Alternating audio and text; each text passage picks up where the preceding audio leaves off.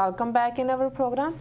And doctor साहब साडा अगला सवाल है कनेडा विच दस्तार ते पाबंदी लाउण वाली फुटबॉल एसोसीएशन नूं मुअत्तल कर दिता गया है इस बारे तुहाडे की कमेंट्स हैं? देखो क्यूबेक दी जिहड़ी यूनिट है क्योंकि कैनेडा च ओवरऑल कैनेडा सॉकर एसोसीएशन है जी तो उन्हां दी क्यूबेक सूबे दी अपनी सॉकर एसोसीएशन है। पिछले दिनों च उन्होंने एक सिख हालांकि इस सॉकर एसोसीएशन सिख कोच भी रहे ने खिडारी भी रहे ने जी उन्होंने पाबंदी ला दी कि जी नहीं साडा जिहड़ा ड्रैस कोड है उहदे थल्ले तुसीं दस्तार सजा के नहीं आ सकते जी कला सिख खिडारियां ने विरोध नहीं किया इशू बन गया कैनेडा लैवल ते जी अज ही मैं देख रहा सी कि मैनू भी टैक्सट मैसेज कैनेडा तो आया है पूरा एक कैंपेन चलिया कि इहदे लई पटीशन ते दस्तखत जी और पूरा एक लोगों के विच मोमेंटम बिल्ट हो रही सी जी सो मेरा ख्याल है भी इस रोह नूं देखदे ही जिहड़ी कैनेडा दी सॉकर एसोसीएशन है उन्होंने सस्पेंड कर दिता है जी क्यूबेक वाली एसोसीएशन नूं जी अजे उन्हों का रिएक्शन तो सामने नहीं आया कि उन्होंने की कहा सो क्यूबेक जिहड़ा कैनेडा का बड़ा अहम सूबा है जिथे फ्रेंच मूल के लोग जिहड़े ने वो मेजोरिटी च ने जी हालांकि क्यूबेक दे विच ही पिछले कुछ समय पहला उन्होंने किरपान के उत्ते भी पाबंदी कि पार्लीमेंट च नहीं जा सकते जी और ये मंदे भागां की गल है कि फ्रांस मुल्क है जिन्हें दस्तार ते पाबंदी लाई है 2004 दे जी ostensible science of religion law के थल्ले जिहड़ी हुण अगों बेल्जियम और जर्मनी वाल भी जा रही है जी तो कैनेडा वर्गे मुल्क च भी क्यूबेक सूबे के लोग जिथे क्यूबेक दे विच सिख भी काफ़ी वड्डी गिणती च वसदे ने जी हालांकि क्यूबेक एक लिबरल स्टेट है क्योंकि बहुत सारे सिख वीर भैन जिहड़े उस सूबे च ने उन्होंने रिफ्यूजी स्टेटस लिया होया है जी और एक पीरीयड सी कि उत्थे रिफ्यूजी स्टेटस मिलना ज़्यादा सौखा हुंदा सी इसलिए बहुते जाके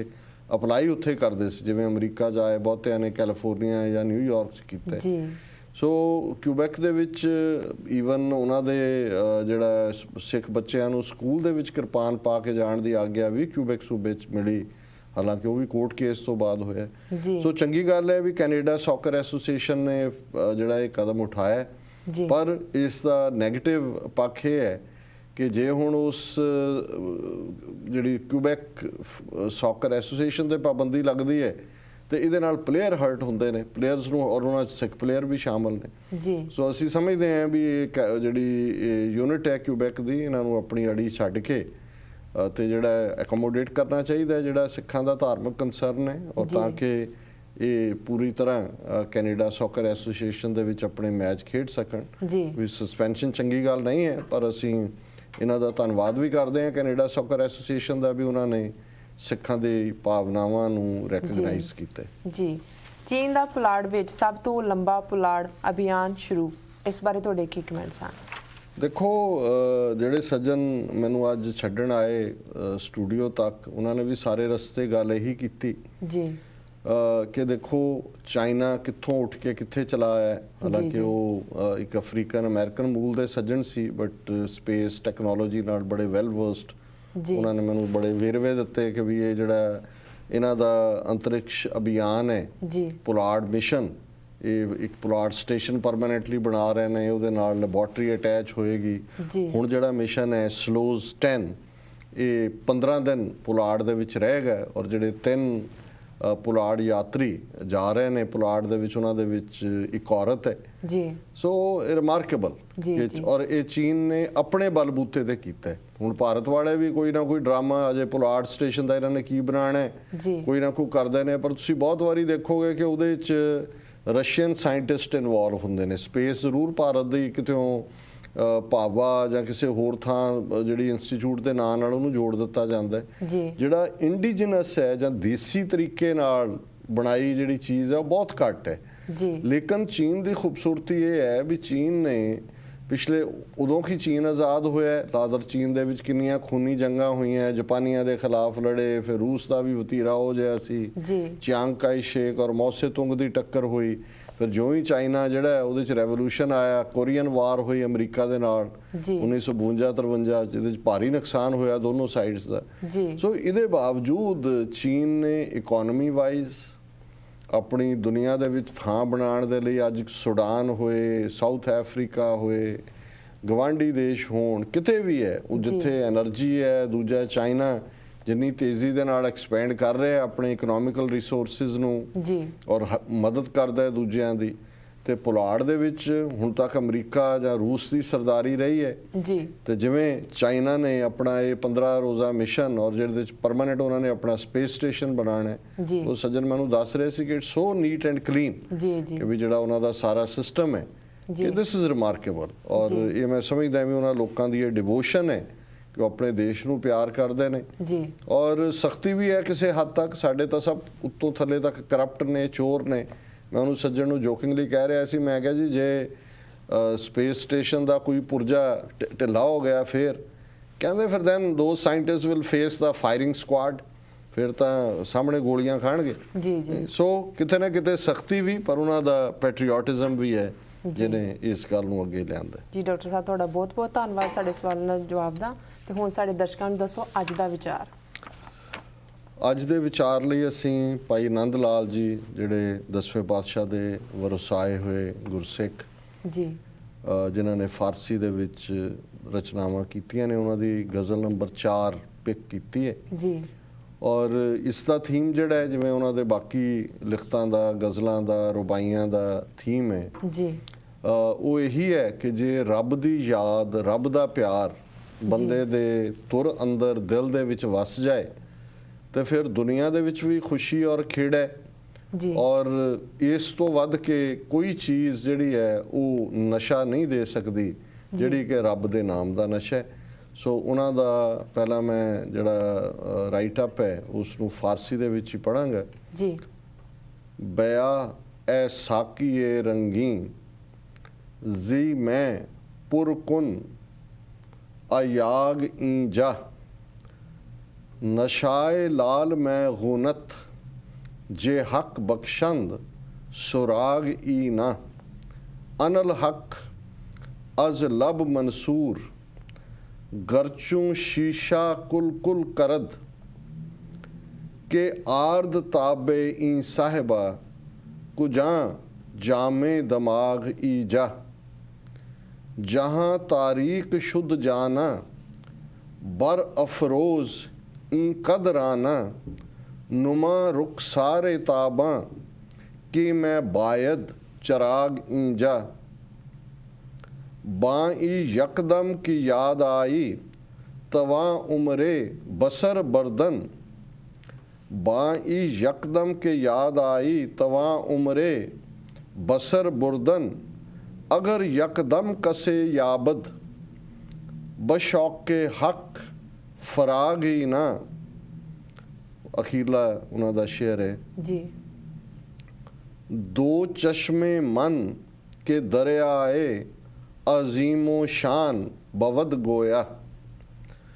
दो चश्मे मन के दरियाए अजीमो शान बवद गोया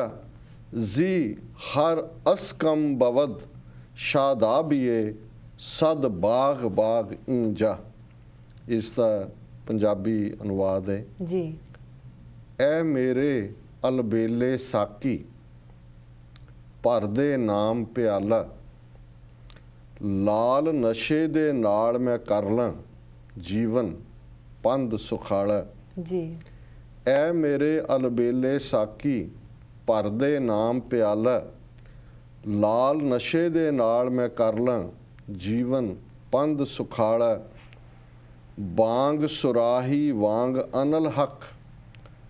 ਮੁਖ ਮਨਸੂਰ ਸੁਹਾਇਆ ਚੱਲੋ ਝਾਲ ਜੋ ਇਸ ਮਸਤੀ ਦੀ ਲਾਲ ਨਾ ਮਾਈ ਜਾਇਆ ਛਾਇਆ ਜਗ ਤੇ ਧੁੰਦੂ ਕਾਰਾ ਸੁੰਦਰ ਤਨ ਲਿਸ਼ਕਾ ਦੇ रोशन मुख चमका के दाता दीपक आन जगा दे एक पल आवे याद तू जेकर उमरा भली विहावे पल पर शौक प्रभु दे अंदर सद खुशियां ओ पावे दोवें नैन गोया दे जानो दरिया बने लासानी एक एक हंजू नाल ओ दिंदा ਸਹਿ ਬਾਗਾਂ ਨੂੰ ਪਾਣੀ। ਜੀ। ਇਹ ਅਨੁਵਾਦ ਪ੍ਰਿੰਸੀਪਲ ਹਰਭਜਨ ਸਿੰਘ ਜੀ ਦਾ ਜੀ। ਔਰ ਇਸ ਦਾ ਸਿੰਪਲਿਸਟਿਕ ਅਰਥ ਇਹੀ ਹੈ कि जे रब दी याद दा प्याला कोई अलबेला साकी दे दे, साकी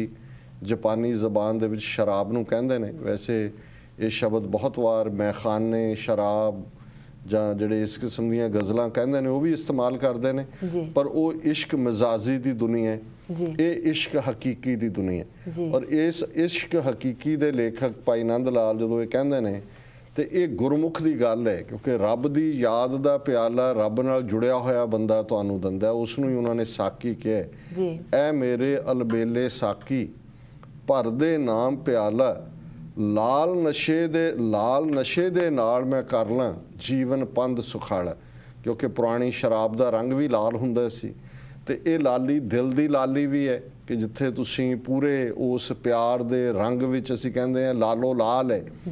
कि वो ब्राइटनेस आंदी है उस वाहिगुरू दे प्यार नाल जुड़िया। फिर वो कहंदे ने कि भी जिवें मंसूर ने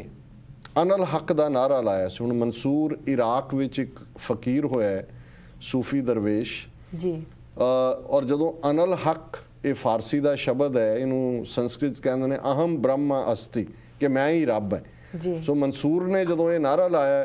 तो उसनूं उन्होंने कहा भी मुल्ला ने फतवा दिता है भी इनू फांसी ते चाड़ दिओ, जिउंदियां साड़ दिओ।